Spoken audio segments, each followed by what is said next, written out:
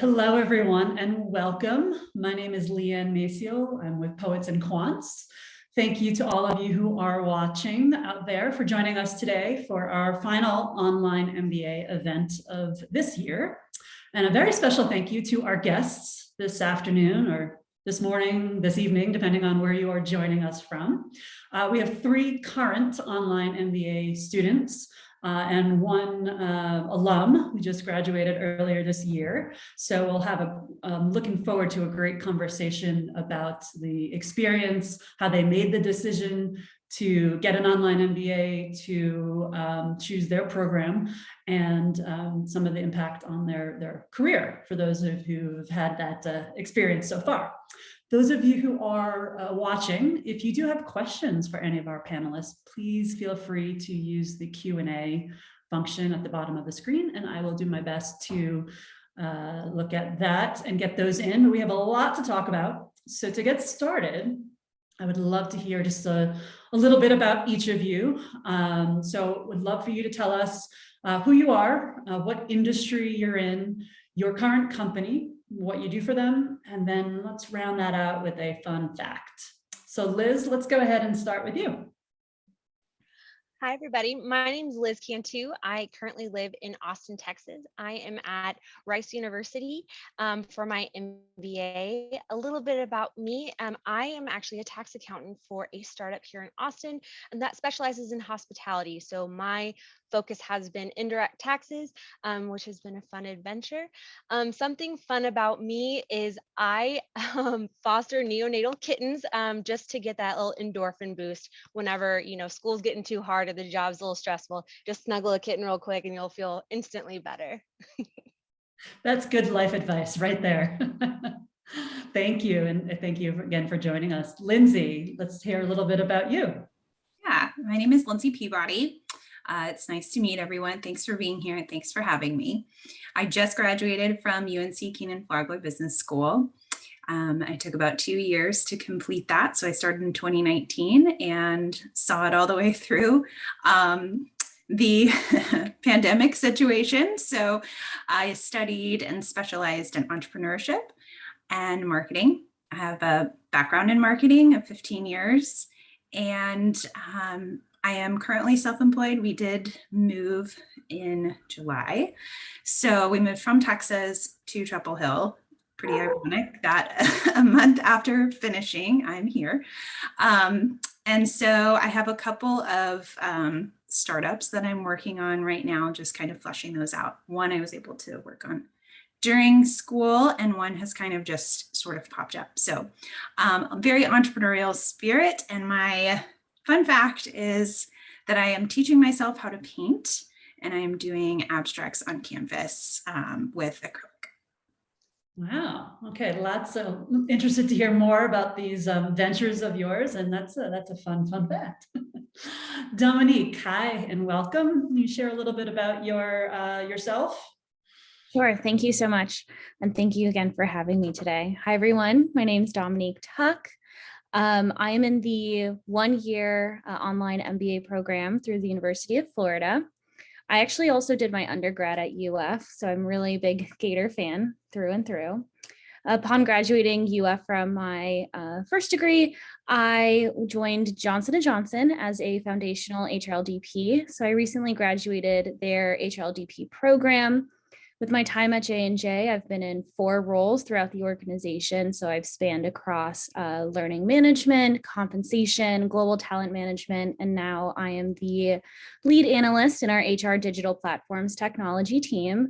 So a great boost of HR and then just like the future of HR and IT tech. So really happy to be here and be a part of that organization. Fun fact about me, I am probably like a hobby collector. I love having like little hobbies and things to do. During the last 2 years, I've picked up cross stitching, painting, movie binging, adopting orchids from friends and family who can't keep them alive. And I somehow have a green thumb with orchids. So yeah, that's a little bit about me. Thanks. Wow, that's great. We've got two painters, a kitten adopter, an orchid adopter. This is quite an interesting panel. Greg, hope you can live up to this with your fun fact.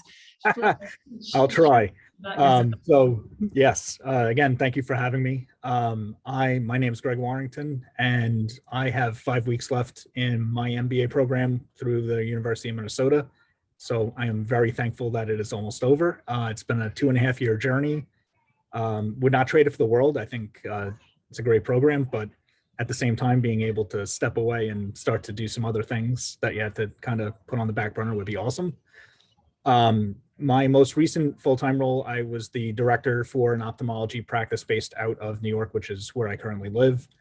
And I'm currently working on a startup of trying to get a online retailer for eyewear, kind of like Warby Parker, but more high-end, where it'll have more of a visual component to it, a virtual try-on and such.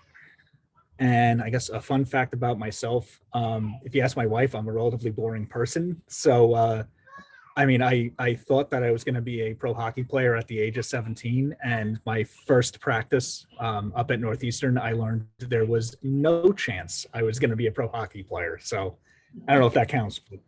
It absolutely does. I mean, Northeastern's a pretty good program, so for their hockey as well.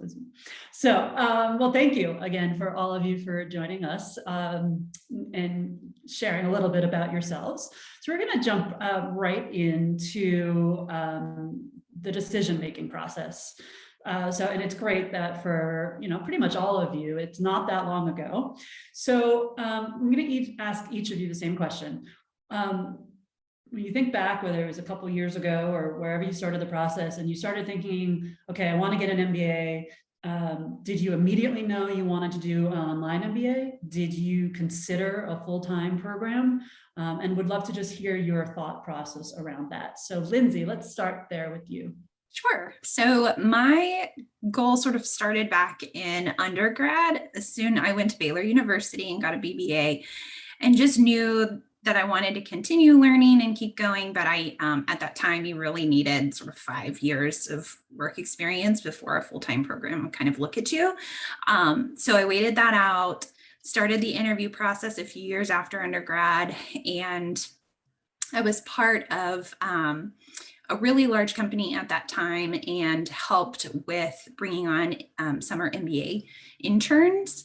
And so I got to see from several schools, kind of the talent pool from that. And I was really impressed with Kenan-Flagler Business School students. And so I went out, I interviewed, and when I got back on the plane to come home, I just felt like I wasn't there yet. There was something I needed to do first. And then I ended up meeting my husband. And as soon as he got married, he started a PhD program. So we got married, he started a PhD program. And so once he walked off the graduation stage, he turned to me and said, "It's your turn. So you can go do what you want to do." And he had worked so hard for that and gotten a job right after graduating. And so I knew that I needed something that would be flexible for our family. And while I hadn't considered, an online program way back when, Carolina now had one. And so I was able to kind of get back in touch with them, say, hey, like I'm still here and I'm still interested. So going through the process was really easy and just great confirmation of the talent that they bring in and not only from students and my peers, but also the pool of faculty that they have on staff, just incredible people. So I was really pleased with sort of how the path led me, even though it ended up being 15 years later than I expected it to be. Well, it was meant to be. So you got there. Excellent. Dominique, share a little bit about your thought process and decision-making about what type of program. Yeah, sure. So similar to Lindsay, my decision-making on joining an MBA program started off like right when I was in undergrad. I always saw myself going into HR as a field and knew that an MBA would be essentially a minimum requirement at some point throughout my career. So it was definitely something that I always had kept my eye on. Again, I'm a very big Gator fan. I love the admission staff at the university and everyone in the Huff Business School. So it felt like a natural decision to look into UF at a point in time. Being an HRLDP, that's definitely 3 years of signing up for rigor, of having to potentially relocate every year, changing roles every year, and not really knowing what's coming up next. So it just made the most sense to be in a program that was flexible with both my career goals as well as my location. I could have taken on a part-time program where I may have had to be on campus every week, but just being online, if the need be that I was living in the Northeast or in California, to be able to maintain my academics while also being in program was really important. So it was actually nearly a year to the day where I decided to apply to the MBA program, where I just felt like it was the right time and place. And the 1-year program just really made the most sense for me, especially moving on to the next phase in my career. Great, thank you. Greg, tell us a little bit about your process. So I think probably similar to Lindsay, I was a late bloomer when it came to the MBA program.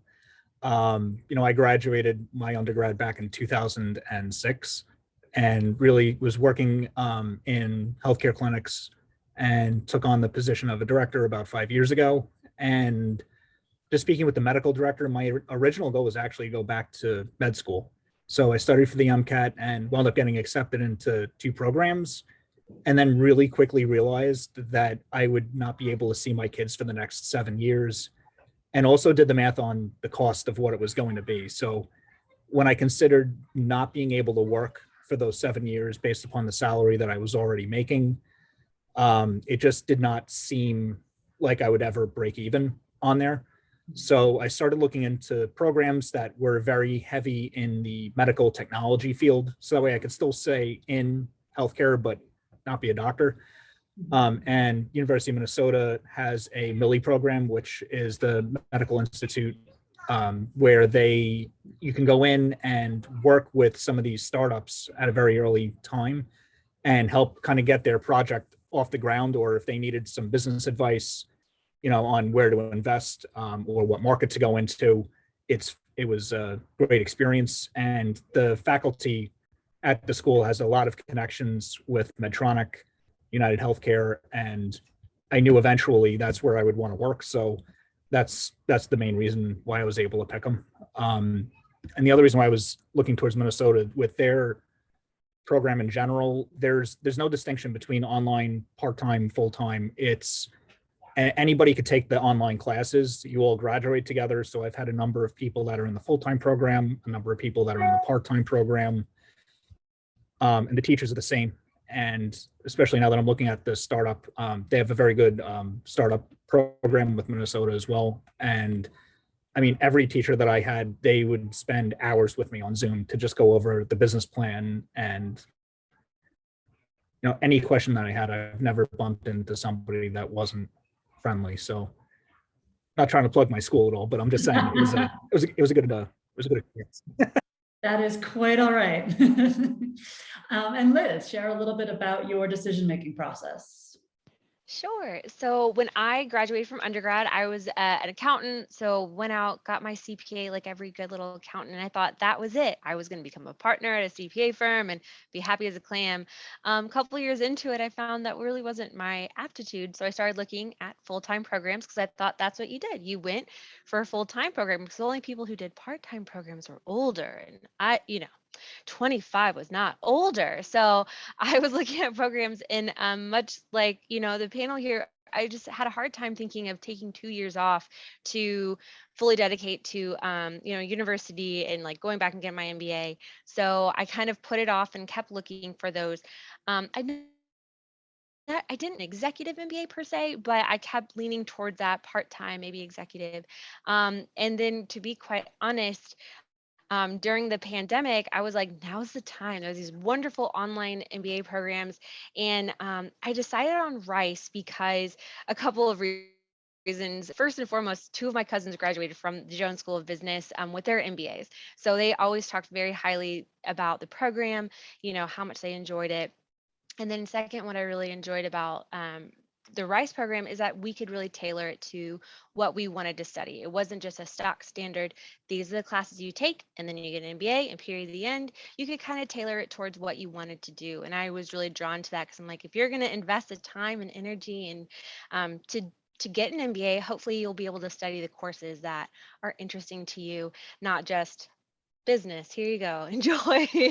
So that's what drew me to, Rice, the Jones School of Business. Great. Well, thank you. So let's talk a little bit about the programs, because of course, when you look at a variety of programs, there are some similarities and there are some very, big differences. So what I'd love to hear from each of you is a little bit about the learning experience. What are the classes like? How do you interact with your classmates, with your professors? What's a typical day or a typical week look like for you? And Greg, let's start with you in Minnesota. So the programs that we have, they're asynchronous. There's no live recordings. So the program runs through Canvas and you'll get a list of objectives for the week that you have to learn through videos, readings, and there's a lot of writing that goes involved with it. So it's less, there's no multiple choice, that's just non-existent. And it's more case studies and just being able to put your thought to words. And that's how you're judged on a routine basis. They also put a very big emphasis on teamwork.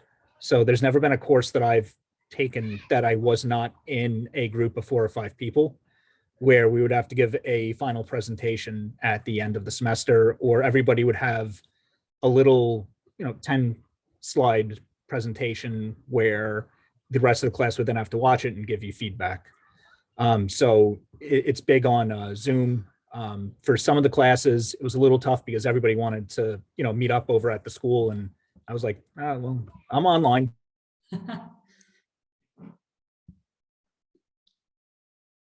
Got it. Thank you. Dominique, tell us a little bit about the program there. Sure. So the UF MBA program is also asynchronous. We also have a lot of pre-recorded lectures, and we're also mostly on Canvas. I would say the work itself is, again, mostly lectures, readings, but also very heavy in case studies. We do put a lot of emphasis on team building and teamwork. I think one of the key areas that I really enjoy is that you work with the same team throughout your time in the program. So although you may be going through different courses, you're going to be working with the same 4 or 5 people throughout your time. And so you really get to build those relationships. You do get to build those strengths and weaknesses. I myself am not a very finance heavy individual. That's why I chose HR. And so my team really helps and balances because they understand that about me. And then when we go into maybe some other courses where our team members may be weaker in some areas, we get to really leverage our skill set in that way and get to know each other. When you're talking on Zoom for 3 days a week consistently, you really get to build those relationships in a year. So I'll say that's some of the key areas of the program that I really enjoy. Great, thank you. And Lindsay, what about you? Tell us a little bit about the learning experience. Sure. So there are a couple of components. There is asynchronous leading up to a live session, just a typical class that you would have with a professor. And then you would have group projects as well. So some of those group projects can be per week, or they can be sort of the course long. So the asynchronous material are recorded videos done by some of the heavy hitter faculty. So some of those professors that have a lot of weight to their name as far as research and that sort of thing. And there are case studies and readings that accompany that asynchronous material. Then once a week for 10 weeks, you will meet with your live class. There will be a discussion, breakout groups, lecture, and that sort of thing. So then you can move into your group work as well. So that's how a typical quarter flows. And depending on how heavy you really want to take your course load, you can have 2-3 classes at a time. So it can be, you meet with your classmates several times a week. Unlike Dominique, we have a larger cohort, and so you can intermix with anyone.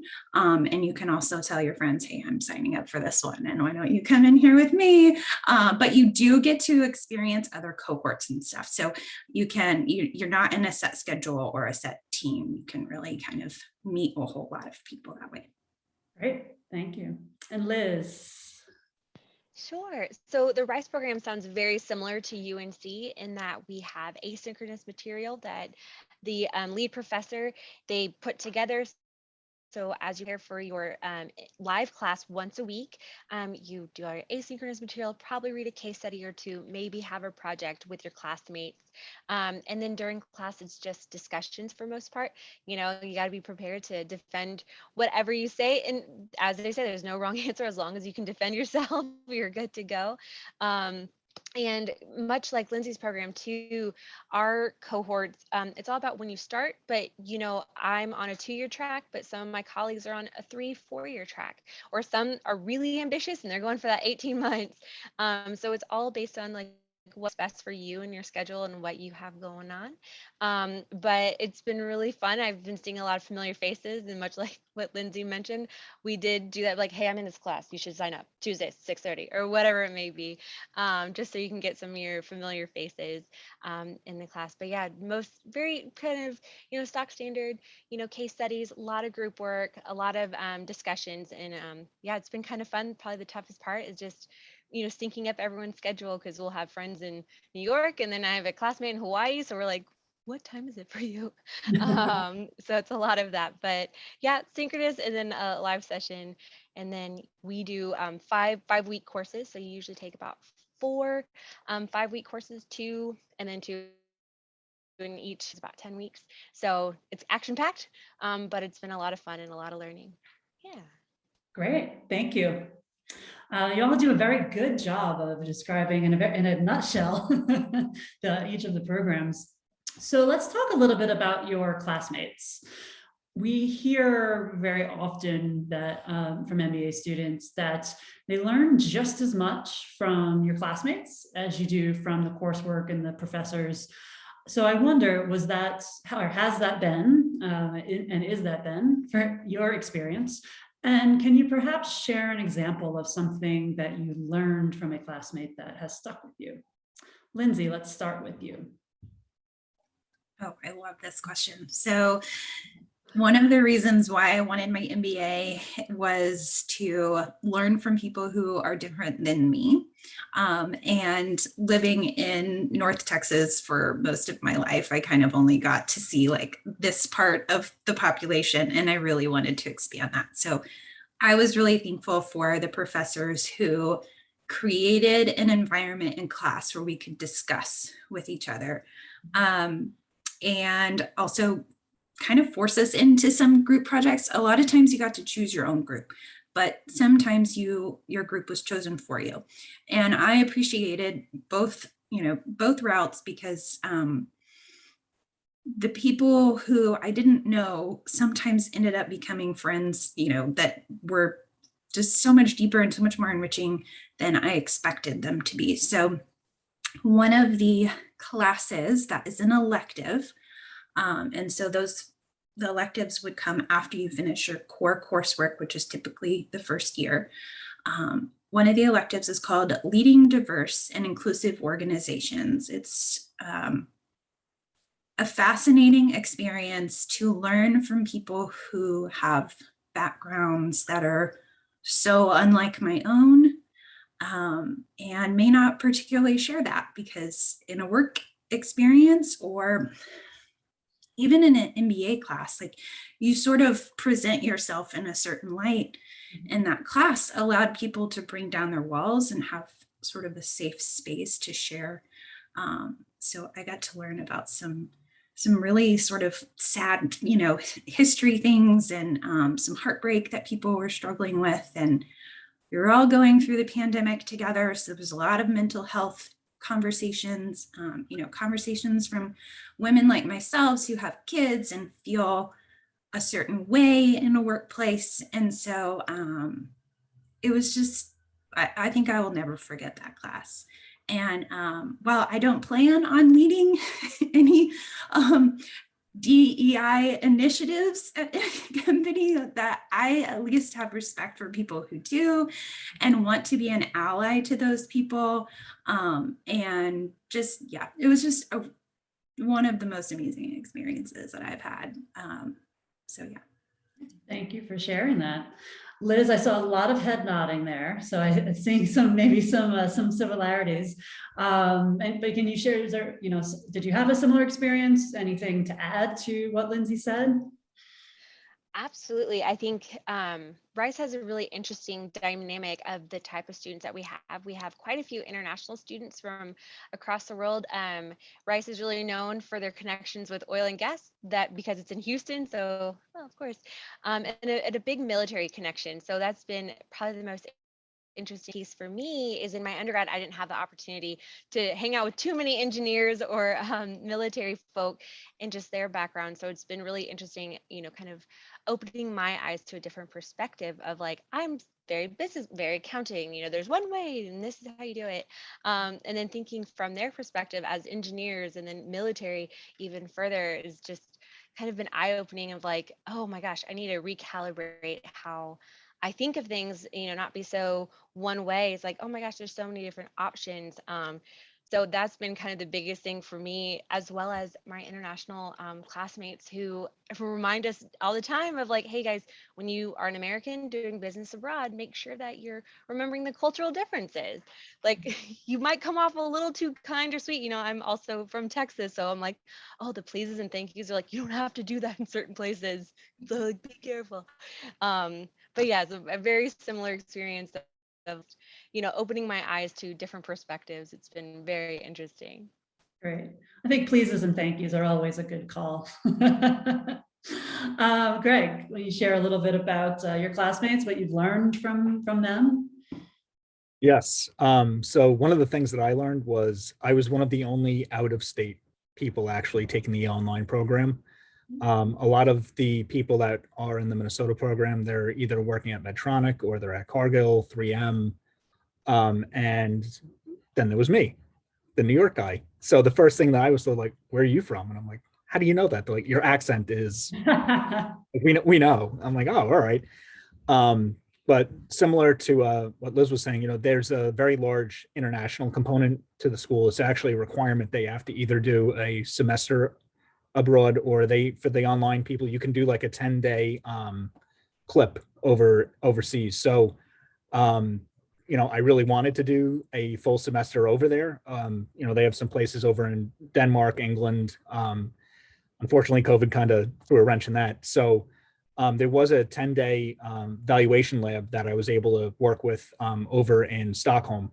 So under normal circumstances, you get a cohort of about 12 students and you go over there for about 10 days with 2 of the professors. And it's almost like exchanging cultures and learning how to interact in a different environment than your own. And it was interesting because, right away, you knew that you had to act different in certain circumstances. So it was just really nice to be able to meet some people from Sweden. Like we had 2 doctors that were working on their PhD in research, and we wound up getting brought into their group for a novel drug that I can't really say all that much about, but like the trust that these individuals gave us to be able to build out their marketing plan on how to go to market was unbelievable. And we also have a lot of military as well, like what Liz was saying. So in my current class, I have somebody that graduated from West Point and also someone from the Naval Academy that's in there. And it's always interesting to get their perspectives on it as well. And then to round it off, we have an MD also that is going back to get his MBA just for the fun of it. So good for him. That's very interesting. Love to chat with him sometime about that. And Dominique, how about you? Yeah, so the University of Florida has several opportunities to be able to meet your peers face to face. We have our global immersion, so very similar to what Greg had shared But we also have a 1-week intensive on-campus course. And I recently took that opportunity to go to campus and meet some peers in person. That was an incredible eye-opening opportunity because of the fact that that course is not really specific to a specific cohort. It's a melting pot of individuals. I was one of the only individuals from my cohort that were live on person, and there were 32 people on campus that day. And the class was on leadership. So to really just hear what everyone from all of these different MBA programs, whether it was the engineering program, the 1 years, the 2 years, the right about to graduate, the just started first semester group, everyone had just very different experiences and ways on how they tackle and view leadership within their organizations and their experiences. So that was a really, really great opportunity, especially to be able to put a backpack on and be a student for 7 days. So. Great, thank you. So when people think about an MBA, it's in terms generally of professional development, but not necessarily thought about in terms of personal development. Were there aspects of your programs that you feel helped you to evolve in ways beyond professional or workplace skills? We'll start with Greg on this one. So I used to think that I was good with time management. And then I started this program and I realized very quickly I was not.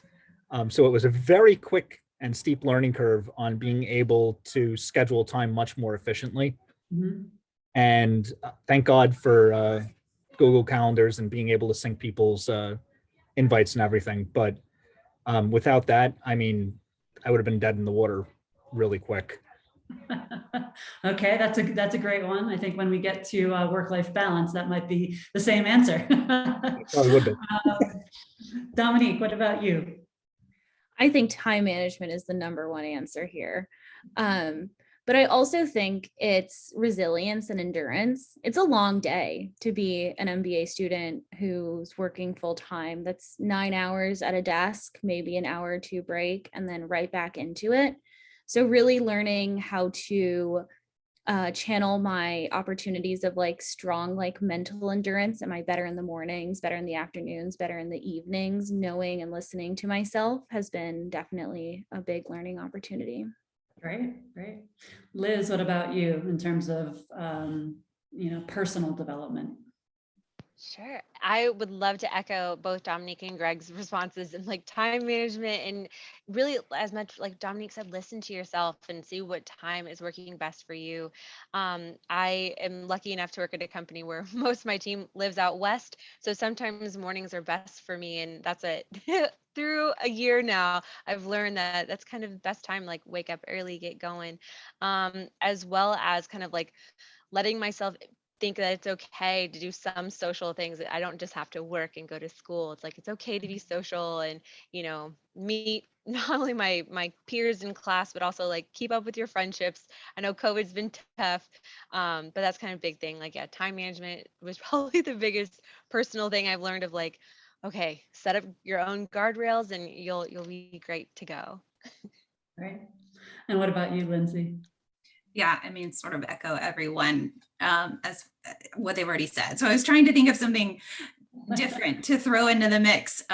So the courses definitely offer opportunity for you to take these tests, these personality tests, and learn, a lot of leadership techniques. And they're really good about offering kind of those theoretical things and the tests and that sort of stuff. But in addition to that, I think that I have been able to take the concept of networking sort of to a whole new level for me. So, did okay in undergrad, kind of building a network, tried a little bit harder when I was, building my career early on. And then when I got to school, to this program, I was like, I am going to try my absolute best to network. This is part of the MBA experience. So I'm going to maximize it as best I can. So some of the things that I did, just for little tools and stuff, everyone that I came in contact with, I added on LinkedIn. If I didn't have their contact information, I asked for it. On Zoom, at the beginning of class, I would send a personal chat message to say, hey, how was your week? Or like, your glasses are super cute, Greg. Like, where did you get those? Or something like that to sort of generate conversation. So it's really important to me to make connections because I do want to learn from people who are different than me. And there were so many opportunities to learn from people who spanned New York to San Francisco, everywhere in between. So it was just kind of a cool experience to build a network that I never would have had access to otherwise. Right. So let's talk a little bit about work-life balance, and let's say aside from time management, which seems was a key thing, and obviously what you need to manage, but you know, you've got school, you've got work, you've got family, friends, social life, all of those things. You know, similar to kind of Lindsay giving, you know, a specific example. You know, are there tools that you would say, you know, if you're going, you know, if you're talking to the class, you know, people coming in behind you, what would be your advice about how to manage your time? Liz, we'll start with you on this.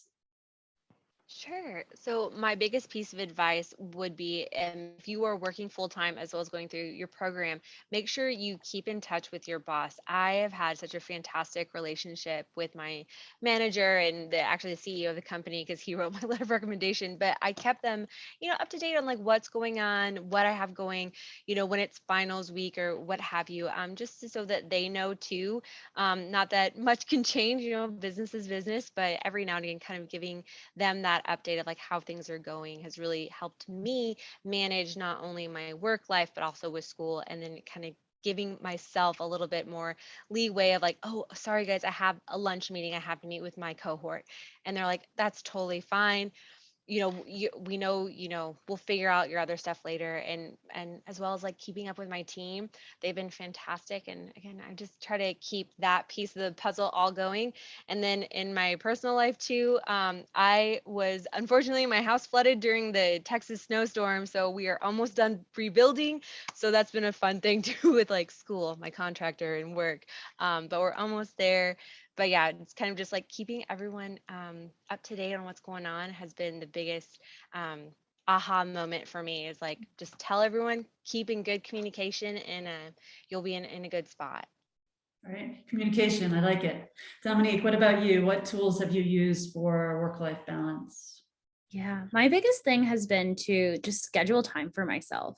If I know I have a really big week with work, or if I have an exam and a group project due the same week, to actively schedule the day after to sit on the couch and watch a movie, or spend some time with some loved ones, or go out for a dinner or something, and be guilt-free. Know that I earned it.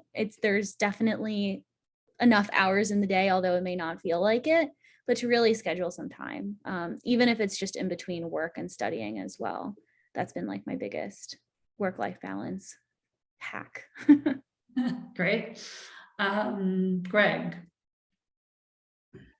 So one of the things that I would recommend, and I don't know how all of the other programs work, but at least with Minnesota, you pay per credit and per class.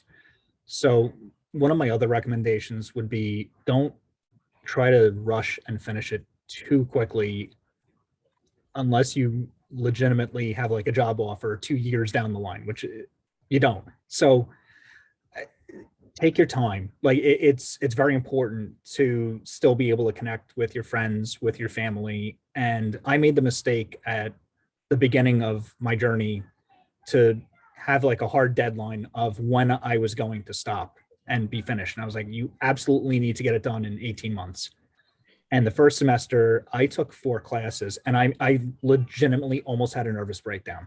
And my recommendation would be, start a little bit light. You know, if you have up to 5 years, 5 years doesn't take, it's not as long as it sounds. You know, I'm scheduled to finish it in 2.5 years, which is the average, I suppose, for what my school expects somebody to graduate in. But if you have a job that is very demanding and you know that you're not going to have more than 2 or 3 hours, or, you know, I have kids at home. I still want to be able to see what they're doing. I want to be able to go to my daughter's cheerleading practice, and I'd still like to be able to see my friends. That if you're still working while you're doing the online program, cut yourself a little bit of slack, and maybe it takes you an extra 6 months to graduate. But overall, I think that the pressure not being put on you for those 2 years will not only benefit you, but probably the people around you as well. At least it did in my case. Great. Lindsay, anything to add to what the rest of the group has said around time? That's right. That was really good. So my advice is to plan as much as you possibly can. And so some of the ways that I did that, I would look at the recommended course schedule and then say, what do I have upcoming in my personal life that fits this? So for my first term, a core course is 10 weeks. So that's one term. I decided I haven't been in a classroom setting in 15 years, and they're going to start me out on this in this really statistical class. And I am scared of that. And I'm dealing with imposter syndrome. Like, I don't know if I'm supposed to be here or not. I don't know if I fit in. And so I thought, I'm going to take one class, and I know that's not recommended. I know I'm supposed to take a complimentary one with that, but this is just what I'm going to do. So I planned that out. So that was going to extend my graduation a little bit further, and that was fine. With UNC, you have 36 months, so a little bit shorter than some of the other programs, but honestly, it's not that big of a deal. So that's what I did. I just would look at the syllabus. I would print it off every single time at the start of a term, look at all of the things that needed to get done and the deadlines, and I would plan all that stuff out on my calendar. And so we were still able to go on vacations while I was in a term, do family holidays and birthdays, and you can make it work for you. The professors were particularly understanding of, like, I was in the Texas storm too. I was like, hey, I don't have any power at my house for a full week. So I'm really sorry, this isn't happening for me. And they understood, and so did my group. Things in life just come up. And so if you can kind of schedule yourself, I bought like an old school planner so I could see it all laid out. Never used one of those before, but I was like, this is going to help me. I can write out all my tasks. I also wanted minimal disruption to my kids. So I have 2 kids. They're 6 and 3 now. My daughter was 1 year old when I started the program. Yes, I'm a little bananas, but it's fine. We got it done. And so I wanted minimal disruption to them. So I would study during nap time. I would study and take my classes at night when they were asleep. And then my husband on the weekend would take them to the park for 2 hours and give me dedicated focus time where I can just get it done. And so I would have my blocks of time.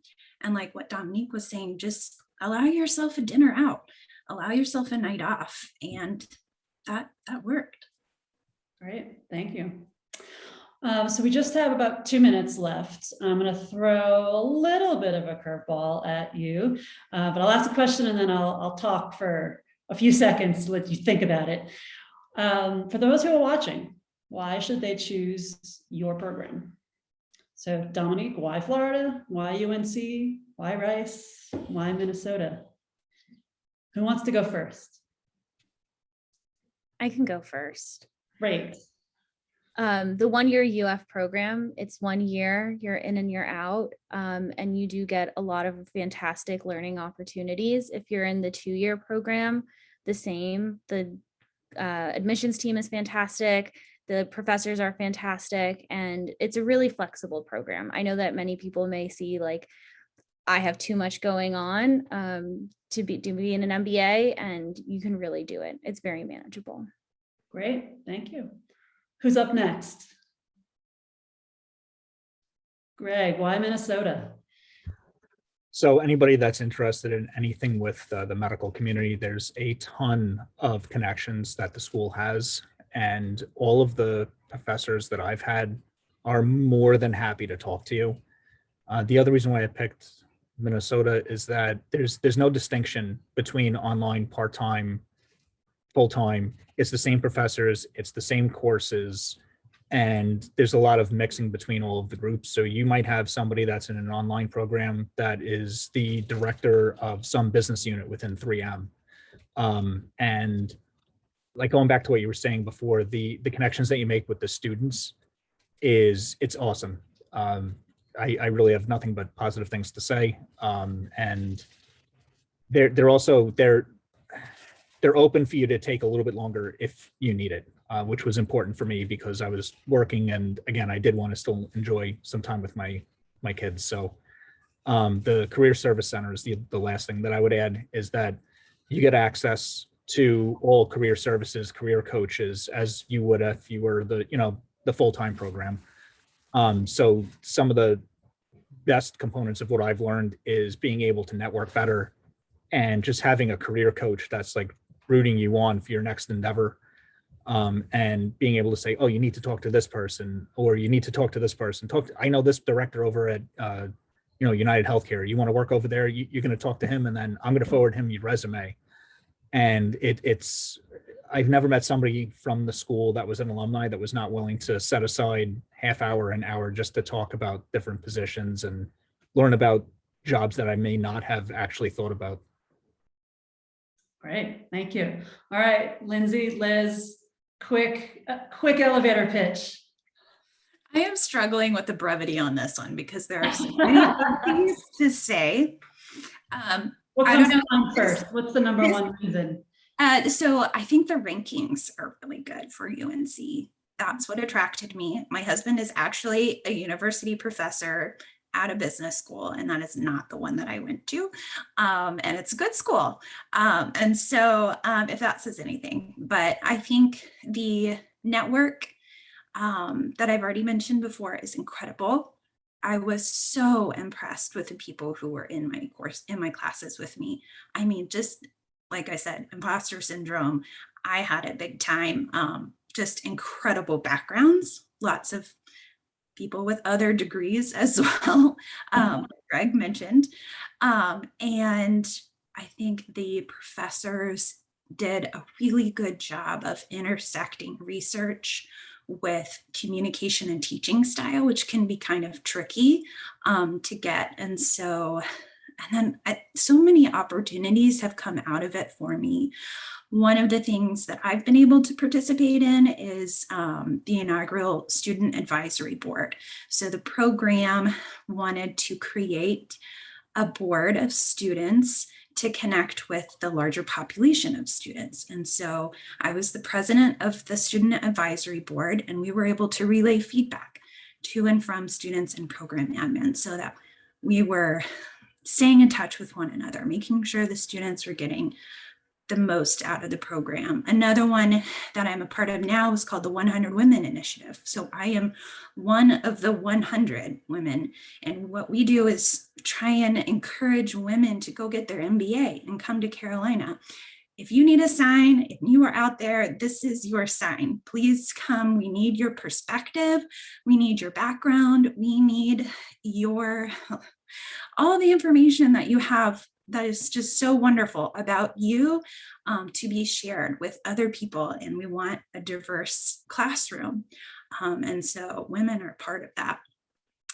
Another cool thing that I get to do is I get to be part of the Carolina Angel Network. So now I get to be an angel investor, which I had never, been able to do before. So there's just so many wonderful programs. If you're interested in entrepreneurship, there's an institute for that. So there's just so many points of access that Kenan-Flagler has that I didn't have otherwise. So.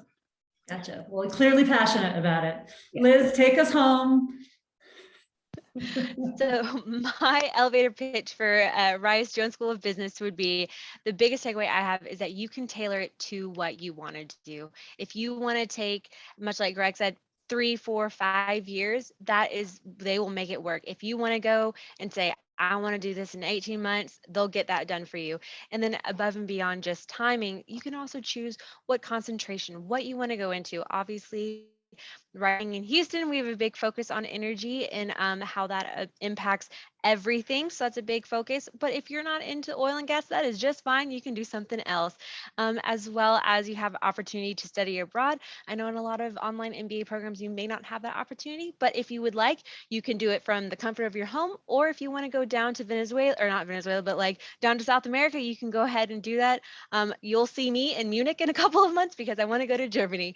But that would be my sales pitch is, hey, if you want to tailor a program just for you, what you exactly want, Rice University there in Houston or wherever you are is the school for you. You are all fantastic ambassadors for your program. Thank you. It is a great job on that last question. Thank you all again for your time and for sharing your experience and your insights with our viewers, and have a great rest of your day. And thanks to all of you for watching.